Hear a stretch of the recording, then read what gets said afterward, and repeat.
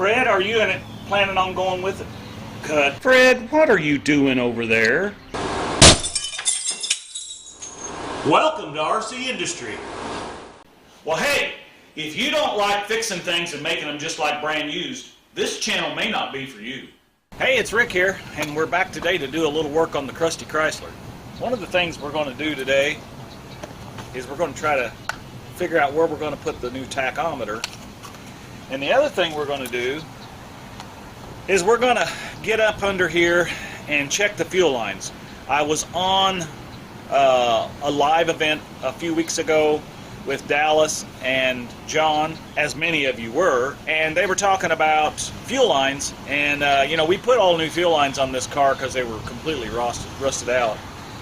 And he said that there can't be any more than 12 inches consecutive for any of the connections. And you know, we made a piece to go up around from the fuel pump and up to the carburetor. I'm pretty convinced there that we're less than 12 inches, but I'm not sure about the one that's back by the tank, because I wanted to be able to take that tank out if we had to, and I left quite a bit. So I'm going to have to get under there and see if it's even possible to, if it is over the 12 inches, if it's even possible to make it shorter.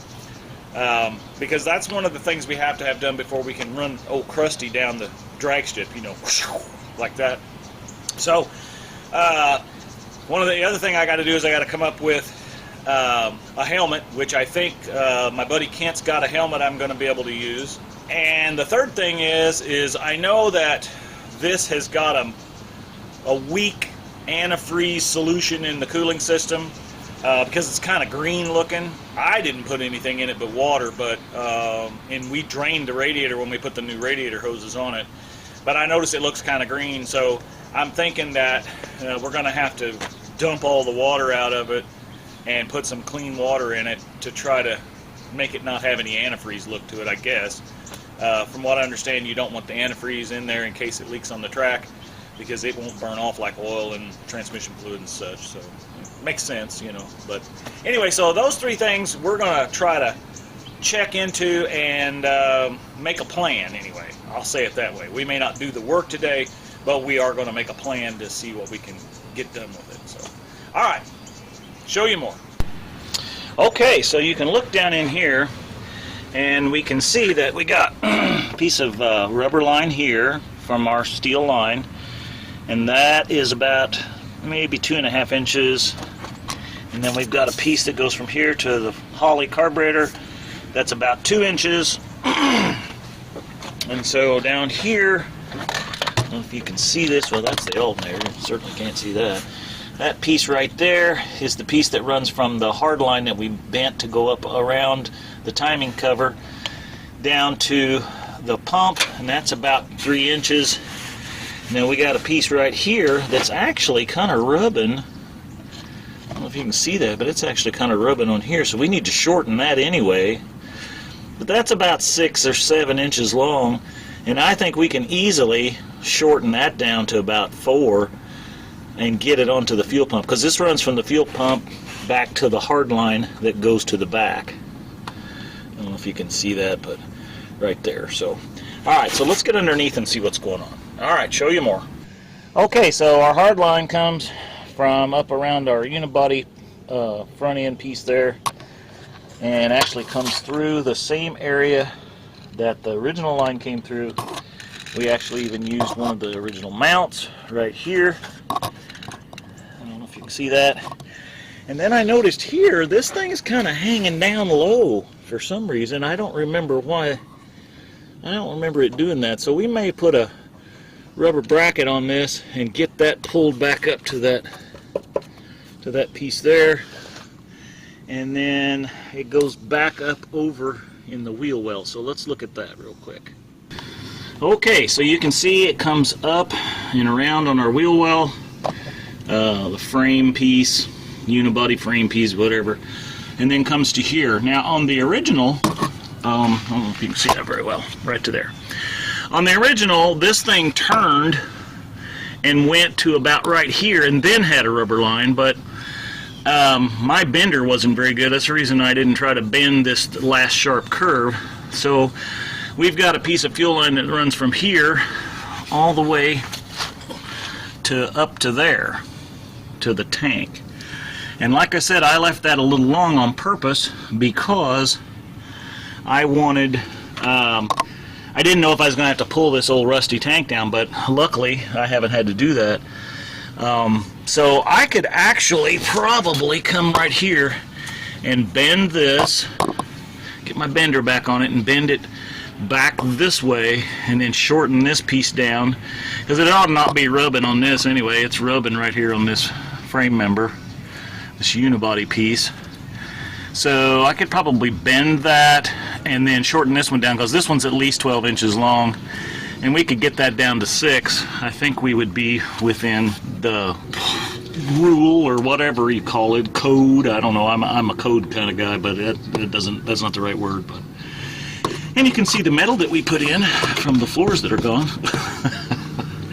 We ought to put a little little spray stuff on that, kind of blend that in a little bit, you know, so you don't notice that. So anyway, well, that's why we call it crusty, you know. So alright, so that's one of the things we got to do.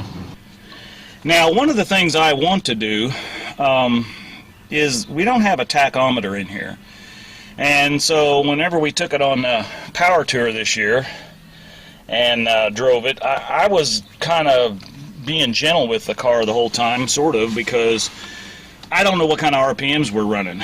I'm going to guess we're running about 3,400 at 60 miles an hour, just because of the way the engine sounds, but that's, you know, I don't have no idea because the tach doesn't work. And the reason the tach doesn't work is I unhooked that Spark Advance, whatever it's called, Chrysler thingy, my bobby that I run everything, because it didn't work. And so I unhooked that and put a GM style or a HEI style distributor in it, and that's what we've been using. And it's got a tach exit pin on it, but I don't know in the wiring harness which one of these wires up under there would run this. And I've asked you all to kind of chime in if you knew, and I didn't get anybody to ask that or to answer that question. So I went out and bought a tach. Now, I normally wouldn't have bought a new one, but I had been to a car show here locally, and I got a gift card. So this thing only wound up costing me $22, I think, or something like that. And so, you know, we don't usually buy new stuff here, but hey, I you know, it's good enough for the CrustyChrysler, right? So I don't want to put it down here because I got to be able to get to my CB radio, you know, and do a little breaker on the way down there. We'll be getting on the CB radio and breaker for the Holy Ghost, because I know. So, but I'm thinking that maybe we can come up here and set it off to the side right in front of this tach, you know, something kind of like this, and that way we can see it.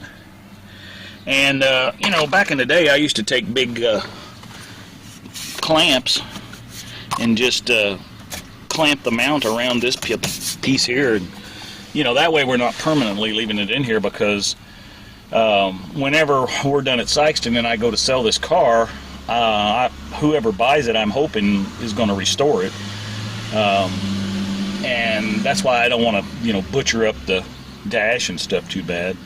I think I actually will clean this a little bit before we go to Sikeston. I never had the time before we went on power tour. It's still got all the dirt and everything in here from sitting all those years. But anyway, got our dash plaque for the hot rod power tour right there. So, and I've got some other dash plaques to put in here, from car shows that I've been to with it. So anyway, so with that said, that's one of the things that I want to do before we go down to Sikeston. Alright, show you more. Okay, so that kind of covers everything that we need to get done before we take this thing down to Sikeston. One of the things that I do want to do, or a couple of things I want to do, obviously, is to go kind of get under this thing again, get it up on the ramps, get under it, make sure nothing's loose. The exhaust system that Kent and I pieced together, or mainly he did it, you know, you've watched that video. But just kind of give it a once over, and I want to check the fluid in the rear end, because I actually think we're going to try to do a burnout with it, and I want to make sure that, you know, it doesn't look like it's been leaking. It had fluid in it before we went, but I still want to check that. And we're going to just kind of give the car a once-over. So in the next few videos coming up, I think we got 67 days, 8 Saturdays, something like that, somebody was saying the other night on YouTube. So, you know, I want to try to get anything ironed out on this that I can, because we're actually going to drive down there and hopefully go up and down the strip once or twice. If not, if we don't do that, we're at least going to be there with the car and talk to everybody and do some filming and meet all of you that I've been wanting to meet.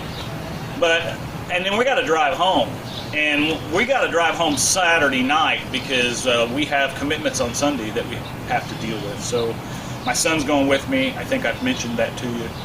So anyway, that's our plan. So in the next few weeks, we got to get under this thing, get some work done, and you know, just see what we can do. All right, show you more. Thanks for coming along. Be sure and like and subscribe.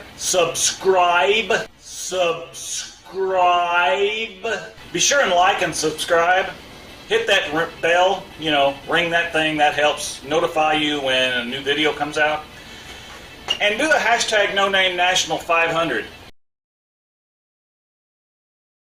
Because that's going to get you all the folks that are still trying to get enough subscriptions to go. We don't want to see everybody that wants to go have an opportunity to get down there and go. And a big thanks to John and Dallas and Buzz from Roadkill Customs. Thanks for helping out and sponsoring this event, or helping out getting this event together. So looking forward to the Jeffers track down there. I don't know. Been to Sikeston a lot, but I've never been to the racetrack. So used to live in South Missouri, and that's getting down close to the Ozarks. Sikeston is. Anyway, be nice to get down in that area again, I guess. It's been a long time. Thanks for coming along. Thanks for sharing. Be sure and like. And remember, we're making it just like brand used here, baby. Fred, are you planning on going with Eric and I down to Sikeston?